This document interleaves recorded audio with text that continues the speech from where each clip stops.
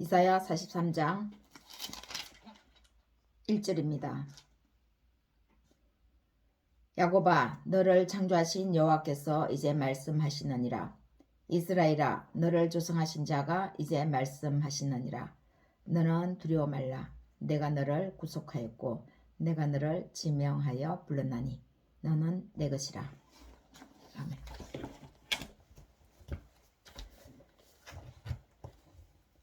죄짐 맡은 우리 구주 어찌 좋은 친구인지 걱정 근심 무거운 짐 우리 주께 맡기세. 주께 고함 없는 고로 복을 얻지 못하네. 사람들이 어찌하여 아랠 줄을 모를까. 시험 걱정 모든 괴로움 없는 사람 누군가. 부질없이 낙심 말고 기도드려 아뢰세. 이런 진실하신 친구 찾아볼 수 있을까. 우리 약함 아시오니 어찌 아니하릴까. 근심 걱정 무거운 짐 아니 진자 누군가. 피난처는 우리 예수 주께 기도드리세. 세상 친구 멸시하고 나를 조롱하여도 예수 품에 안기어서 참된 위로 받겠네. 아멘.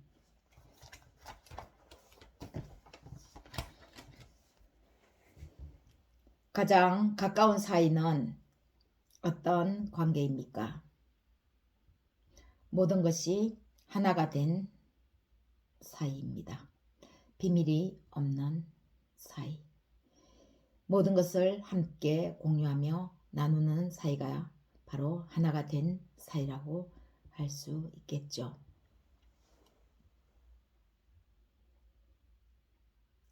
요한복음 10장 30절을 말씀에서 예수께서 말씀하십니다.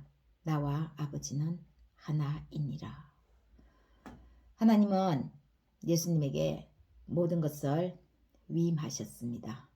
자신의 모든 것을요. 하늘과 땅의 권세, 이 모두를 창조하신 창조의 세계를 말합니다. 높음이나 깊음이나 사망이나 생명에 보이지 않는 이 오는 세상도 심판하시고 주관하시는 거죠. 또 우리가 현재 누리고 있는 이 세상의 것들 모두도 우리 주 예수께서 맡으셨습니다.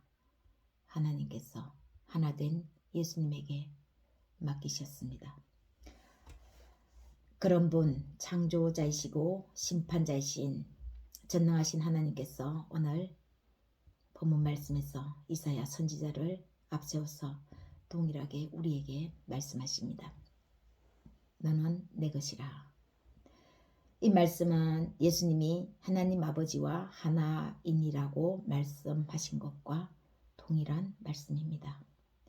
우리가 하나님의 것이므로 하나님께서 어떻게 하시겠습니까?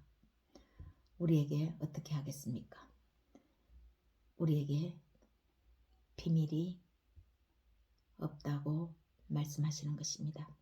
비밀이 없는 관계, 비밀이 없는 사이, 모든 것을 공유할 수 있는 그런 사이라고 말씀하십니다. 이제 너와 나는 모든 것을 공유하는 하나이다. 하나가 됐다. 라고 하시는 것입니다. 야곱이 야곱으로 있을 때는 한 개인이지만 그가 이스라엘이라는 이름으로 불리울 때는 그는 이미 개인이 아니라 한 민족입니다. 그 민족은 오늘날 그리스도 안에 있는 우리가 바로 이스라엘입니다. 야곱입니다. 야곱을 창조하시면서 야곱을 불러 말씀하십니다. 내가 너를 지었다. 그러니 너는 아무것도 두려워하지 않아도 된다. 내가 너를 내 안으로 구속하였다. 나는 내 하나님 여호와. 내가 너를 세상이 알도록 확실하게 불렀다라고 말씀합니다. 왜 그렇습니까? 너는 내 것이기 때문입니다. 하나님이 이렇게 말씀하십니다. 야곱이 그토록 사랑하고 하나님이 무한한 능력으로 사랑하는 야곱입니다. 야곱이 하나님을 무척 사랑하지만 하나님은 그런 야곱을 자신의 무한한 능력으로 무한한 사랑으로 사랑하시는 분이십니다. 실수도 실패도 무한히 반복하지만 야곱은 끝끝내 하나님의 손을 놓지 않았습니다. 그런데 알고 봤더니 지나고 보니 야곱이 놓지 않은 것이 아니라 하나님이 전능의 힘으로 전능의 사랑으로 야곱의 손을 꼭 붙들고 계셨던 겁니다. 당신의 손으로 품으로 지으신 야곱이 얼마나 덤벙대는지 얼마나 실수가 많을지 그 실수가 수두룩하고 실패를 거듭할지를 하나님은 다 아셨습니다. 그런 야곱이 자신의 실수에 실패에 거듭되는 고난에 금방이라도 떨어져 하나님의 손을 놓을까? 하나님은 오히려 노심초사 하셨는지도 모릅니다. 혹여나 야곱이 자신의 손을 놓으려고 할까봐. 부족하고 실수투성이인 야곱을 왜 그토록 하나님은 끝까지 손을 놓지 못하셨을까요? 놓지 않으신 거죠. 첫 번째는 자신이 지으신 아들이기 때문입니다. 자신이 낳은 아들을 어떤 부모가 포기하겠습니까? 어떤 부모가 그 아들이 실패를 연속하고 실수를 많이 한다고 해서 그 아들을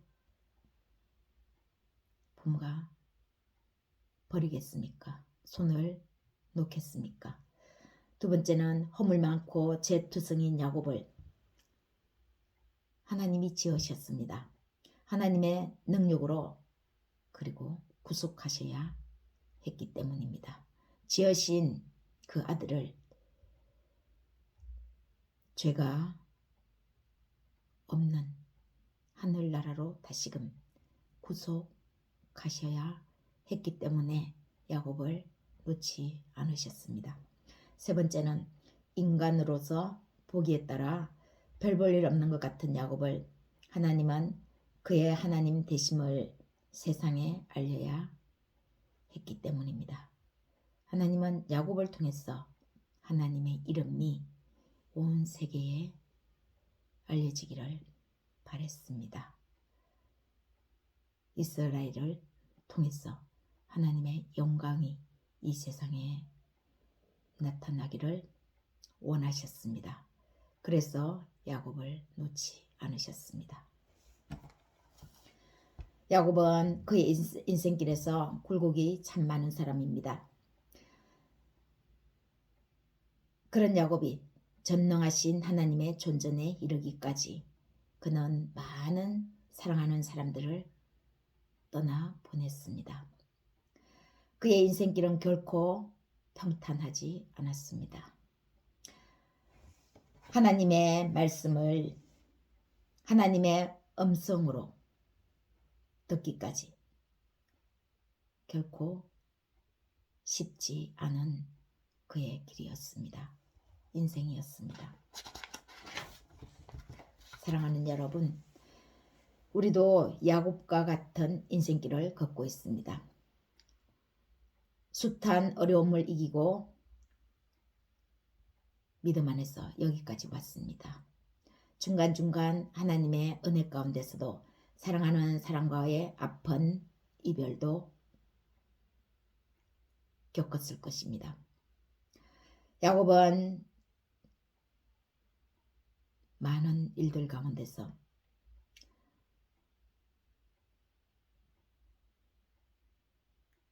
특별히 그가 힘들었던 것을 꼽는다면 아버지의 장자권, 축복권을 찾아인 자신이 가져오는 것이었습니다. 그 과정에 형과의 사이도 순탄하지 못했습니다. 형을 피해서 외삼촌의 집으로 도망가서 보내야 했던 그 세월이 얼마나 외로웠겠습니까? 얼마나 고달팠겠습니까? 그리고 자신이 낳은 아들들 가운데서 여러 형제들이 한 명의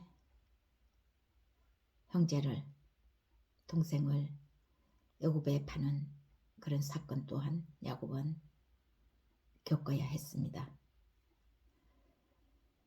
그래서 야곱이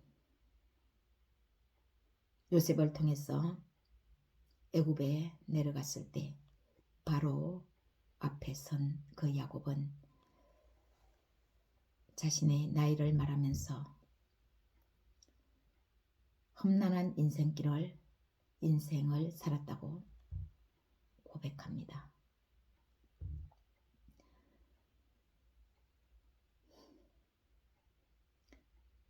오늘 그 야곱을 향해서 하나님이 내가 너를 지었고 내가 너를 구속했고 내가 너를 지명하여 불렀다. 너는 내 것이다. 이렇게 말씀해주고 계십니다. 이 말씀을 확실히 야곱에게 심어주기 위해서, 이 말씀을 확실하게 야곱에게 들려주기 위해서 하나님은 그동안 야곱을 많이 기다리고 계셨던 것이었습니다. 야곱의 이 인생길에서 함께 하시면서 하나님은 함께 걸어오셨습니다. 이 같은 시간이 야곱에게 필요했습니다. 삶의 굴곡이 야곱에게는 필요했습니다. 이 시간들을 지금의 너와 내가 하나 되기 위해 하나님이 내가 너에게 허락한 시간이었다라고 말씀하시고 계시는 겁니다. 결코 야곱의 그 인생길이 하나님이 함께 하신 길이었음을 하나님께서 이렇게 확실하게 정언해주고 계십니다. 어떤 사람은 좀 순탄한 인생길을 삽니다. 어떤 사람은 좀 굴곡이 있는 인생을 삽니다. 믿음 안에서 겪는 고통, 고난, 아픔도 모두가 다 다르지요. 그러나 그것 또한, 이 모든 것 또한 하나님이 각자에게 주신 삶입니다. 나는 왜 이렇게 굴곡이 많은 삶을 산 것일까?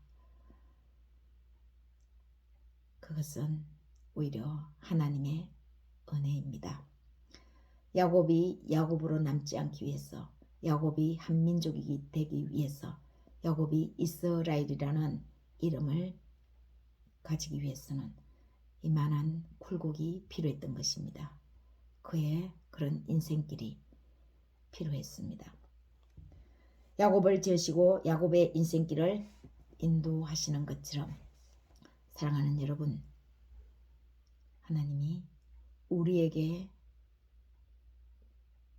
이러한 삶을 허락하시고 우리의 인생길에서 함께 하시고 계시는 것입니다. 본문 4절 말씀에, 오늘 읽지 않았지만 4절 말씀에 보면, 내가 너를 보배롭고 존귀하게 여기고 너를 사랑하였은즉 내가 사람들을 주어 너를 바꾸며 백성들로 내 생명을 대신하리니. 전쟁에 지면 노량물이 필요합니다. 적군에게. 그 노량물로 하나님은 이스라엘을 건지고 그 대신에 다른 사람을 오히려 노량물로 내준다는 것입니다. 그만큼 하나님이 지으신 야곱, 하나님이 창조하시고 하나님의 그 길에서 야곱이 그토록 소중했기 때문에, 그토록 보배로웠기 때문에 굴곡 많은 인생길은 허락했지만 하나님이 그 생명을 너무나 귀하게 아끼셨습니다. 그를 통해서 민족을 이루고 그 민족이 세상 속에서, 세계 속에 하나님의 영광을 나타내기 때문인 것이었습니다. 물이 넘칠 때에 물 가운데로 지나할지라도, 강을 건널 때에 또 불 가운데로 지날 때에도 우리와 함께 하신다고 말씀하십니다. 우리의 인생길이 불같은 그런 시험을 만나고 불구덩이에 처해지는 그런 고통을 당할지라도 그 속에서 하나님이 우리와 함께 하시고 우리 곁에서 우리의 일을 해나가신다는 것입니다. 이 세상은 맹수가 우글거리고 곳곳에 위험이 도사리고 있는 사막과 광야와 같은 곳입니다. 그러나 하나님은 사막에 물을 내시는 분이십니다. 광야의 길을 내시는 분이십니다. 우리가 아니면 누구를 통해서 하나님이 만드신 이 세계에 하나님의 영광을 나타내겠습니까? 비록 광야 같을지라도, 물이 없는 메마른 사막을 걷는 것 같을지라도, 그래서 우리는 기뻐할 수 있습니다. 왜냐하면 그 속에 우리 혼자서 길을 걷는 것이 아니기 때문입니다.